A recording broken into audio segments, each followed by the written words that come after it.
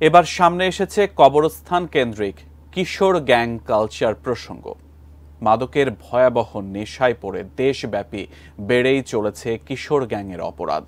চাঁদাবাজি, ধর্ষণ, মাদক ব্যবসা, এমনকি হত্যার মতো অপরাধেও জড়িয়ে পড়ছে তারা। প্রভাবশালীদের ছত্রছায়ায় থাকায় নির্বিকার পুলিশও। মাঝে মধ্যে দু একজন আটক হলেও থেমে থাকে না তাদের কর্মকাণ্ড।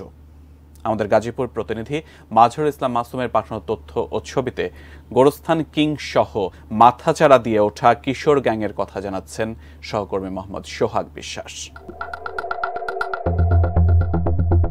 টঙ্গী পূর্ব থানাধীন ৪৭ নং ওয়ার্ডের মোরকুন কবরস্থান এলাকায় গোরস্থান কিং নামক গ্যাংয়ের কাছে জিম্মি হয়ে পড়েছে এলাকাবাসী।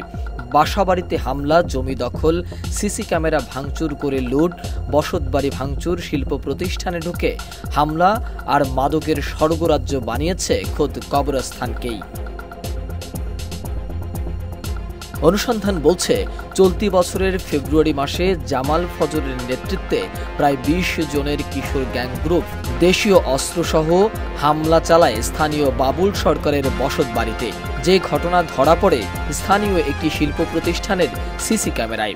আমার বাড়ি দিয়েছে ঘরত আমি আর কইতেই না, আমার বাড়ি দিয়ে আমার ঘরও গেছে আর হামলা করতে বলে।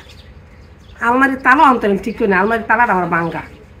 আমার স্বর্ণর চেন নিচ্ছে, আমার টেহা নিচ্ছে, আমার বউর কানের জিনিস নিচ্ছে। জানতো দুপুরে আইসে জামালে ভিতরে আইসে আগে, পরে জামালে এই কামাল মিস্ত্রি ফুলায়, পরে কামাল মিস্ত্রি, পরে ফজর আলী ২০-২৫ জন হইতো।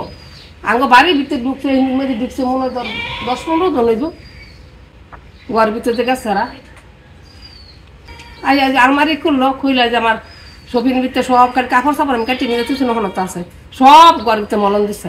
একই মাসে চাঁদার জন্য জামাল ফজরের নেতৃত্বে হামলা চালানো হয় ঠিকাদার ব্যবসায়ী আব্দুল মান্নানের বাসায়। চাঁদা দিতে অস্বীকৃতি জানালে তার বসতবাড়িতেও চালানো হয় হামলা। ফজর আলী এরা আমার বাড়িতে চাঁদা লেগে আইছে, কিশোর গ্যাং এরা না দেওয়ার পরে আমাদের গালাগালি বকাবকি খুঁজে গেছে, দেখিয়ে দিব, এই করবো সেই করবো, বহুত কিছু করবো, এই দমক আমাকে দিয়ে গেছে। এই একই গ্রুপ হামলা চালায় মৃত তৈয়ব আলীর বসত ভিটায়। এ সময় বাড়ি ভেঙে দখলের চেষ্টা করা হয় বলেও অভিযোগ তৈয়ব আলীর ছেলে ইয়াসিন গাজীর। আমরা তো চাই এলাকার শান্তি, এলাকায় সবাই সুখে থাক, এলাকায় সবাই মিলেমিশে থাক। উচ্ছৃঙ্খলতা আমরা চাই না, উচ্ছৃঙ্খলতা আমরা দেখতেও চাই না। এটার ব্যাপারে সরকার যাতে একটা সুন্দর দৃষ্টিতে দেখে, এটাই আমার আশা। ২০২৩ সালে গোরস্থান কিংয়ের সদস্যরা চুরির জন্য যায় উইন্ডোজ গ্রুপের ফ্যাক্টরির ভিতরে। এ সময় চুরি করা মালামাল সহ নিরাপত্তা কর্মী হামিদুল ধরে ফেলে দুজনকে। ঘটনার পর উইন্ডি গ্রুপের এমডি ম্যানেজার কামরুল হাসান বাদী হয়ে একটি মামলাও দায়ের করেন।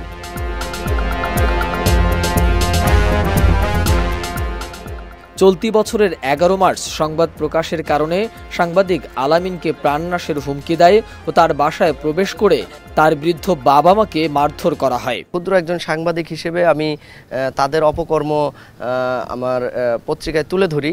এরপরে মূলত আমার বাড়ির সিসি ক্যামেরাগুলো রাত প্রায় ২টা বাজে, ২টা ৪ মিনিটে আমার বাড়ির সমস্ত সিসি ক্যামেরা তারা পিপি, মাস্ক এবং নিজেদের শরীর ঢেকে অস্ত্রশস্ত্র নিয়ে এসে আমার বাড়ির সিসি ক্যামেরা ভেঙে চুরে একাকার করে দেয় এবং আমাকে হত্যার হুমকি দেয়। তো আশপাশের লোক এগিয়ে আসার কারণে মূলত আমি সেদিন প্রাণে বেঁচে যাই।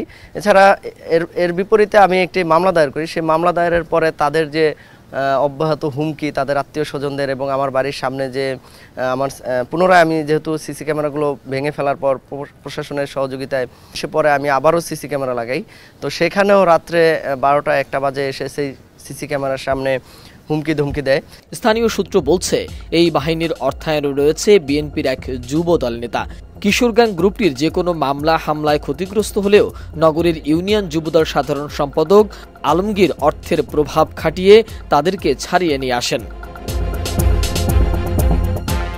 Gazipur metropolitan police commissioner Mahbub Alam জানান, ইতিমধ্যে কিশোর গ্যাং গ্রুপের বেশ কিছু সদস্যকে গ্রেফতার করা হয়েছে, বাকিদের গ্রেফতারের চেষ্টা চালানো হচ্ছে। প্রত্যেকটি কিশোর গ্যাং যেটা আমরা বলি বা এই ধরনের অপরাধীমূলক যে কর্মকাণ্ড হয়, এখানে কোনো না কোনো অ্যাডাল্ট থাকে। এর পিছনে আমরা কাজ করি সবসময়, এর পিছনে কারা নাড়াচাড়া করাচ্ছে বা কারা তাদেরকে পরিচালিত করছে, তাদের বিরুদ্ধে আইনানুগ ব্যবস্থাটা নিলেই সহজে এটাকে দমন করা যায়। এর পূর্বে যে এখানে আমাদের গাছা থানা এবং সদর থানা এই ধরনের অ্যাক্টিভিটিস হয়েছিল সেটা সম্পূর্ণভাবে আমরা দমন করেছি। তো এখন যে গ্যাংটা তৈরি হয়েছে সেটাও অনেকে ইতিমধ্যে ধরা পড়েছে, বাকিগুলো আমরা অতি শীঘ্রই তাদেরকে আইন আমলে আনব এবং তাদের বিরুদ্ধে পর্যাপ্ত আইনগত ব্যবস্থা নেওয়া হবে যাতে এই ধরনের ঘটনা করতে কেউ সাহস না পায়। টঙ্গীবাজার এলাকায় বেড বস এসটি, পূর্ব আরিচারপুর এলাকায় পোলাপাইন, গাজীপুরা ২৭ এলাকায় বিচ্ছু, এরশাদনগর এলাকায় নষ্ট ছেলে, গাজীবাড়ি এলাকায় অলরাউন্ডার, মিরাশপাড়া ও পাগার এলাকায় শিকার নামে কিশোর গ্যাংয়ের গ্রুপ সক্রিয় রয়েছে। মোহাম্মদ সোহাগ বিশ্বাস, ডেস্ক রিপোর্ট, এটিএন নিউজ।